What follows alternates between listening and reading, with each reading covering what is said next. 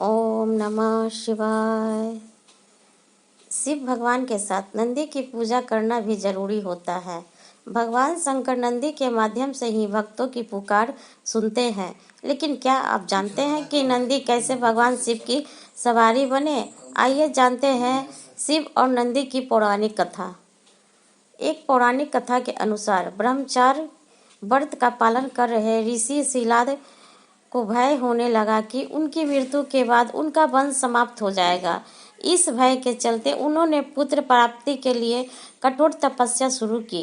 तपस्या से प्रसन्न होकर भगवान शिव ने शिलाद मुनि को दर्शन दिए और वर मांगने को कहा। तब शिलाद ऋषि ने शिव से कहा कि उसे एक ऐसा पुत्र चाहिए जिसे मृत्यु न छू सके, उस पर उसकी कृपा बनी रहे।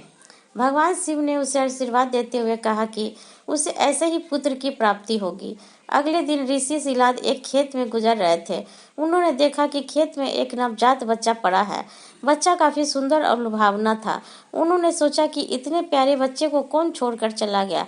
तब शिव जी की आवाज आई कि शिलाद, यह तुम्हारा ही पुत्र है। यह सुनकर ऋषि शिलाद बेहद प्रसन्न हुए और बच्चे को देखभाल करने अपने साथ ले गए। उस बच्चे का नाम नंदी रखा। एक बार ऋषि शिलाद के घर पर दो सन्यासी पहुंचे। उनका खूब आदर सत्कार हुआ। इससे प्रसन्न होकर सन्यासियों ने ऋषि शिलाद को दीर्घायु का आशीर्वाद दे दिया, लेकिन नंदी के लिए एक शब्द भी नहीं बोला। ऋषि शिलाद ने सन्यासी से इसका कारण पूछा। तब सन्यासी ने बताया कि नंदी की उम्र कम है, इसलिए हमने इसे कोई आशीर्वाद नहीं दिया। यह बात नंदी ने सुन ली और ऋषि शिलाद से कहा कि मेरा जन्म भगवान शिव की कृपा से हुआ है, वे ही मेरी रक्षा करेंगे। इसके बाद नंदी भगवान शिव की स्तुति करने लगे और कठोर तप किया। इससे प्रसन्न होकर भगवान शिव प्रकट हुए और नंदी को अपना प्रिय वाहन बना लिया। इसके बाद से भगवान शिव के साथ नंदी की पूजा होने लगी। बोलो नमो शिवाय, नमो शिवाय।